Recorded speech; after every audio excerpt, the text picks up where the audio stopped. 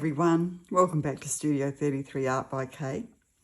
I'm going to do a small experiment today and I'm just doing it on this 20 centimetre by 20 centimetre canvas, which is just a little cheap little canvas that I bought from our local Kmart. I think it's a pack of 4 for $5 or something like that. So they're great for just trying out colours before you do a big piece. I'm going to be doing some much bigger pieces of art in the next few weeks to put in my house because my walls don't have art on every wall yet, and I've realised that some of the rooms actually do need a piece. So I'm going to experiment with different colours, different brands, different types of paint within a brand.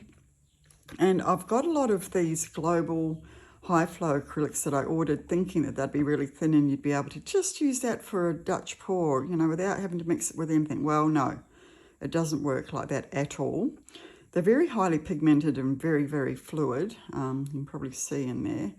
So what I'm going to do is I'm going to mix those, as in the way I layer it, with some of my Mont Dimensions paints. Now, I haven't mixed the global high flow with anything. It's just going to go on as they are.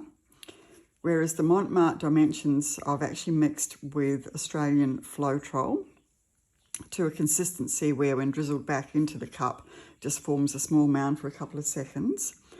The base I'm going to use today is the Eraldo White mixed with Australian Floetrol, and I'm going to use a cell activator of the Amsterdam Oxide Black mixed with Australian Floetrol, approximately 1 part paint to 4 parts Floetrol. So yeah, I thought I'd just like to try and see what the reaction I get between the paints when I do the swipe, because the piece I want to do is very big and I just want to make sure that this would actually work first. It may or may not, so you will see it live here today. I have noticed another artist, and I think it was Sarah Mack, forgive me if I've got that wrong, who did use some high flow in one of her pieces recently. That was a swipe. So I will just give it a go and see what happens. So I'm just going to lay down my base, so I'll just quickly go through that and I'll be back in a sec. So I mixed that base just to the consistency of when drizzled back into the cup. It left a little mound after a couple of seconds. And I've used approximately 50 mils of paint altogether to cover that piece. So now I'm going to layer the paints through the middle. I'm going to actually start off, which way around will I put these? I really want the gold to be closer to the top. So I'll put the silver down the bottom. Okay, so I'm just going to layer the global metallic silver high flow first. I'm just going to run it straight down the middle there. It's going to be very interesting to see how all these paints react. Then I'm putting the Mont Dimensions Phthalo Blue, which is a semi-transparent. I'm not worrying too much about whether they're transparent or not. Then I'm putting down the Metallic Pearl, which is the global high flow as well.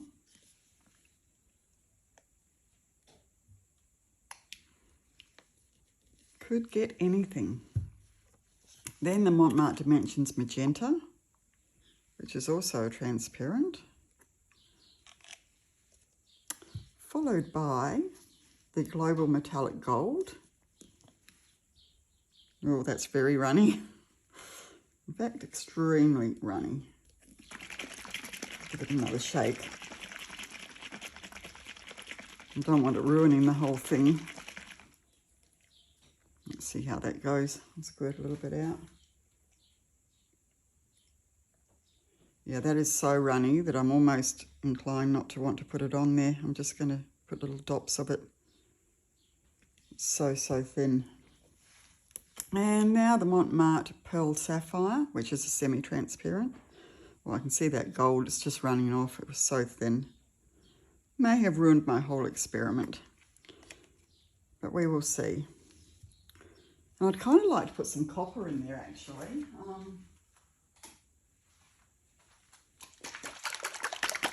Because the gold didn't go so well, I'm just going to put some of the Eraldo metallic copper through the top of that, because I really love copper with the blues and with red and everything else actually. It's one of my favourite things at the moment. So I'm finishing off with that copper. Okay, so now I'm just going to take my little offset spatula and I'm going to put on some of the Amsterdam Oxide Black mixed with Australian Floetrol. And I'm just going to put some on here and I'm going to swipe that way and then I'm going to swipe this way.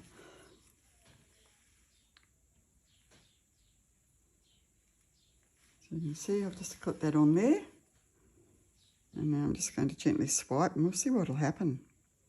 Who knows?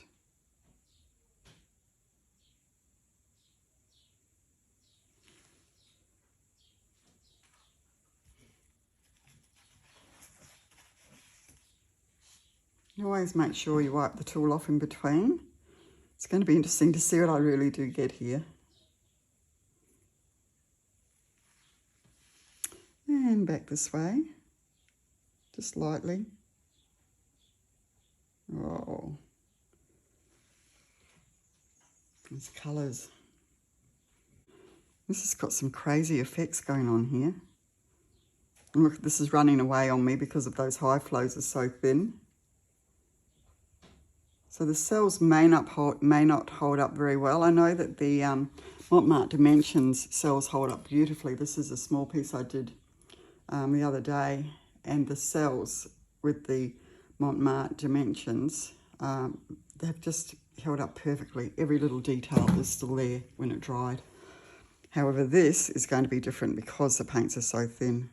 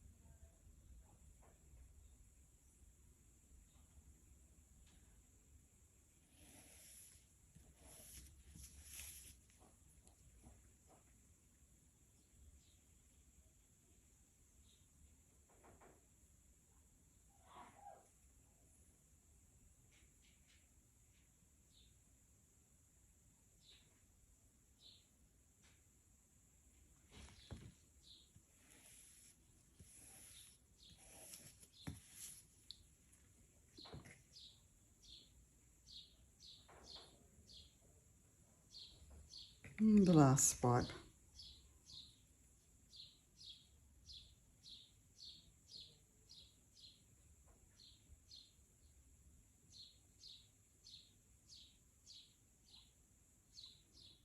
Second to last swipe.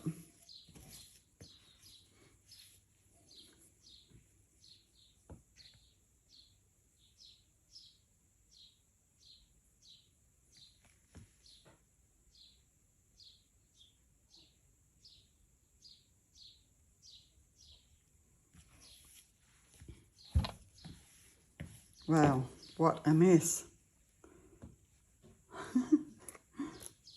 So let's see how we go here.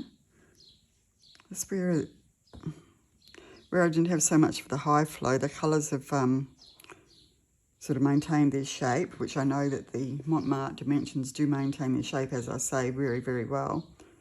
And the other colours have just sort of caused like little rivers, but in itself creates an interesting effect. I kind of feel like I want to spin this out, but I've got it up on little cups, but I'll just do it slowly.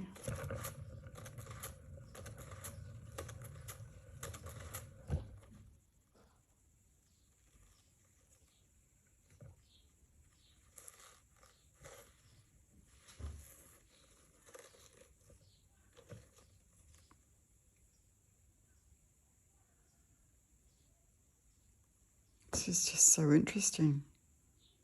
Okay, well, I'll hit it with the heat embossing tool just to see if it brings up any different cells.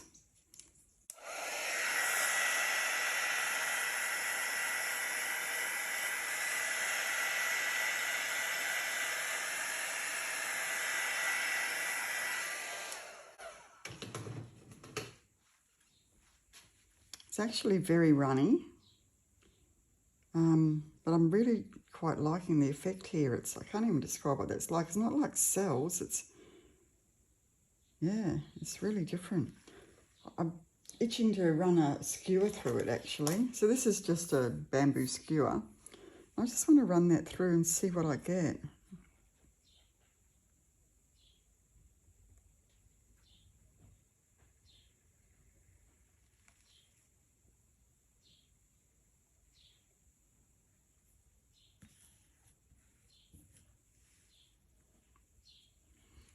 I suppose it's kind of like a marbling look. That's what I'm trying to think of. Yeah, it's like a marbled look, which is quite nice, quite different to just the cells really.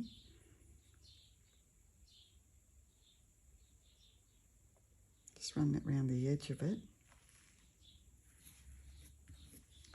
There's another pocket over here.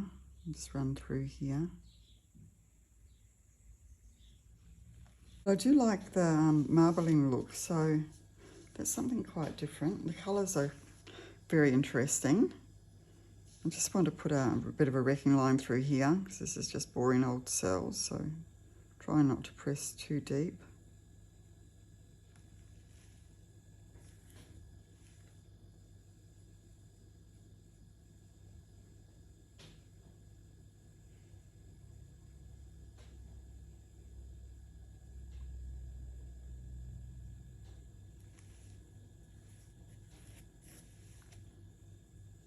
It'll be interesting to see how this dries, all these little marbling bits, how they actually dry, but I'm really quite liking that. Okay, so the last thing I'll do is I'll just check my sides. I can see that some of the paint's rolled over, which is nice. Some hasn't, so I'll just use my finger to go along there and just smooth that out a bit, make it a bit more even, and then I'll bring you down for a close-up. Just do a few little waves through here.